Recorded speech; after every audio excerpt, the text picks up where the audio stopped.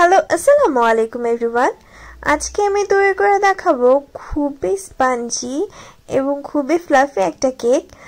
300 গ্রামের একটা vanilla sponge cake দিয়ে আমি এই 2 লেয়ারের কেকটা তৈরি করেছি। এই কেকটা তৈরির প্রসেসটা আপনারা যদি চান আমাকে কমেন্টে জানাবেন। এই স্পঞ্জ কেকটা তৈরি করা অনেক বেশি ইজি। আমি এটাকে অনেক বড় একটা মোল্ডে তৈরি করেছি। মাত্র 2টা ডিম দিয়ে এই কেকটা আমি তৈরি করেছি। দেখতে পাচ্ছেন ভিতরটা কতটা ফ্লাফি এবং হোয়াইট হয়েছে। প্রথমে আমি এখানে নিয়ে নিচ্ছি ডিমের সাদা অংশ। রুম টেম্পারেচারে রাখা আমি এখানে 2টা ডিমের সাদা অংশ নিয়েছি। এরপর দিয়ে দিচ্ছি 2 চিমটির মতন ক্রিম অফ টার্টার। যাদের ডিম একদমই ফুলতে চায় না বা ডিমটা চুপসে যায়, আপনারা কেক তৈরি করার পর ডেবে যায়, সেই ক্ষেত্রে আপনারা ক্রিম অফ টার্টার ব্যবহার করতে পারেন।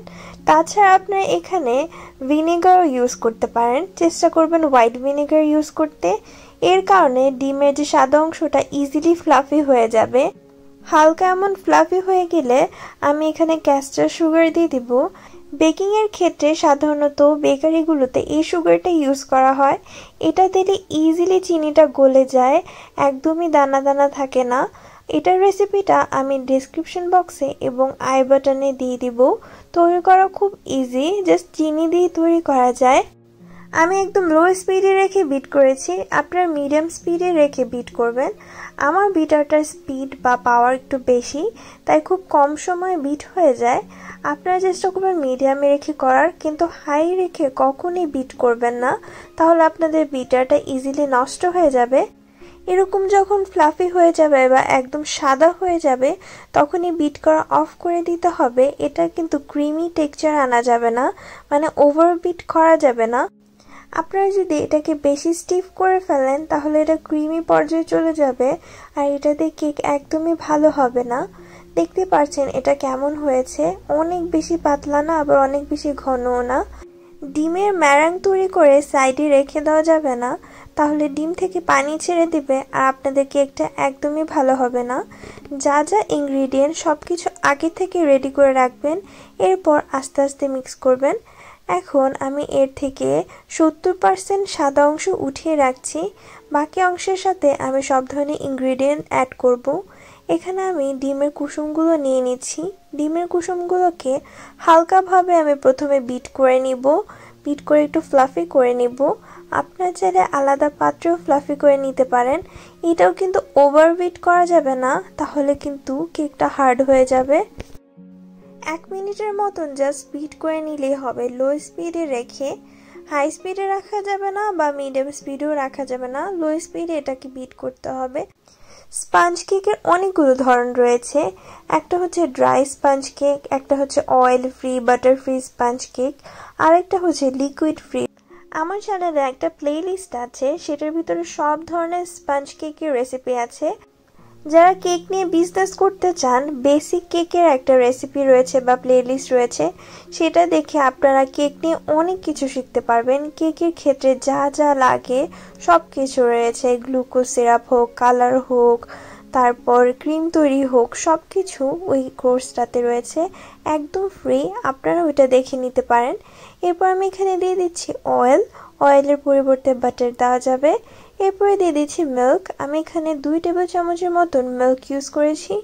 মিল্কটাকে পারলে আপনারা একটু জাল দিয়ে ঘন করে নেবেন, তাহলে টেস্টটা খুব ভালো আসে, অথবা হালকা একটু গরম করে নিতে পারেন।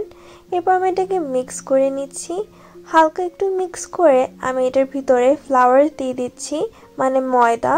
ময়দাটাকে আমি আলাদাভাবে চেলে নিয়েছিলাম। এখানে ময়দার সাথে কর্নফ্লাওয়ারও আছে। আমি এখানে 1 কাপ ময়দা থেকে 4 টেবিল চামচ পরিমাণ ময়দা প্রথমে তুলে নিয়েছি। এরপর এখানে 2 টেবিল চামচ পরিমাণ কর্নফ্লাওয়ার অ্যাড করেছি।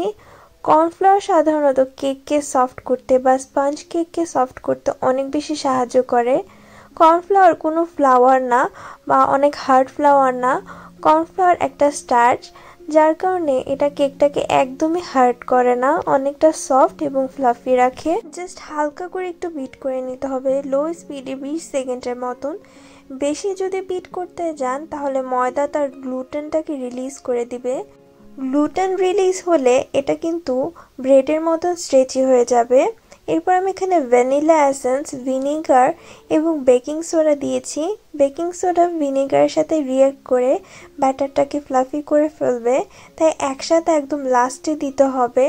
আর হলো যখন আমরা ময়দা এবং কর্নফ্লাওয়ার দিব তার সাথে বেকিং পাউডারটা দিতে হবে। বেকিং পাউডার এবং বেকিং সোডা নিয়ে আমার চ্যানেলে একটা ভিডিও রয়েছে, আপনারা দেখে নিতে পারেন কিভাবে ঘরে আপনারা বেকিং পাউডার তৈরি করে ফেলতে পারেন আর বেকিং পাউডার আর সোডার ভিতর কি কি পার্থক্য রয়েছে, কেকের ভিতরে বেকিং পাউডার এবং বেকিং সোডা কিভাবে কাজ করে সেটা নিয়ে। আপনারা যদি নর্মাল থিওরিটা বুঝে যান কিভাবে বেকিং পাউডার এবং সোডা কাজ করে, তাহলে আপনারা ইজিলি যে কোনো ধরনের কেক তৈরি করতে পারবেন। আমি ডিমের সাদা অংশটা এখন এখানে মিক্স করে নিচ্ছি। অল্প অল্প করে মিক্স করতে হবে, একবারে মিক্স করা যাবে না আর জোরে জোরে মিক্স করা যাবে না, তাহলে ফোমটা নষ্ট হয়ে যাবে আর স্পঞ্জ কেকটা একদমই ভালো হবে না। যারা অনেক বেশি স্পঞ্জি, অনেক বেশি হাইটেড কেক চাচ্ছেন তাদের জন্য আমি ডেসক্রিপশন বক্সে একটা ভিডিও দিয়ে দিব আর উপরে রেসিপিটা দেয়া থাকবে। আজকে আমি ফ্ল্যাট কেক তৈরি করছি 9 ইঞ্চি মোল্ডে। আমি এটাকে 45 মিনিটের মতন বেক করেছি 140 ডিগ্রি সেলসিয়াসে। আপনারা যদি চুলায় তৈরি করতে চান 45 থেকে 50 মিনিটের মতো লাগবে মিডিয়াম হিটে। একদমই ঢাকনা তোলা যাবে না 40 মিনিটের আগে। 40 মিনিটের আগে যদি আপনারা ঢাকনা তোলেন তাহলে কেকটা একদমই চুপসে যাবে আর কোনোভাবে যাতে নাড়া না লাগে সেটার অবশ্যই খেয়াল রাখতে হবে। আমি জাস্ট এখানে 2 লেয়ার করে কেটেছি, কারণ এটা আমি অনেক পাতলা একটা কেক করব বা খুব কম ক্রিম দিয়ে একটা কেক তৈরি করব। এই কেকটাকে আমি মাঝখান দিয়ে রাউন্ড করে কেটে 2 লেয়ারের একটা কেক তৈরি করেছিলাম, ভিডিওর প্রথমে দেখিয়েছি।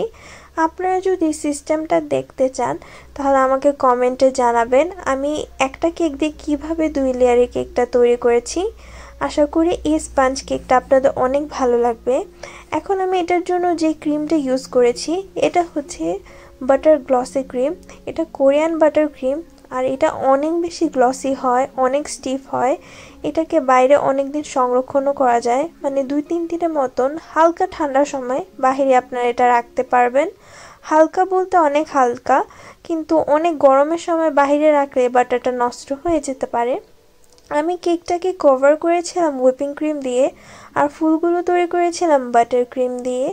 এই গ্লসি বাটার ক্রিমটা এতটা শাইনি হয় আর এটার ভিতরে স্পেশাল একটা ইনগ্রিডিয়েন্ট দেওয়া আছে।